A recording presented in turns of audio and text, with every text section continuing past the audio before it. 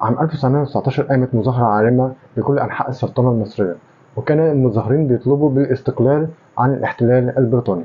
المظاهرات كانت تحت قيادة حزب الوفد، وهو طبعا كان الحزب الأكبر والمنتشر أكتر في أنحاء مصر. وطبعا الحزب كان بقيادة سعد زغلول باشا، اللي هو طبعا كان في ساعتها في المنفى. وطبعا كان من ضمن المطالب طبعا هو رجوع سعد زغلول باشا من المنفى.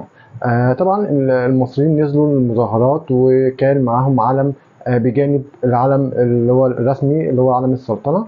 العلم طبعا كان لونه أخضر وبداخله هلال وصليب. طبعا العلم مش محتاج تفسير، وهو بيعبر عن فئات الشعب المصري والتحاموا مع بعض. وطبعا الهلال بيمثل المسلمين، والصليب بيمثل المسيحيين. وكان طبعا شعار المرحلة ديت أو شعار المظاهرات هي الدين لله والوطن للجميع.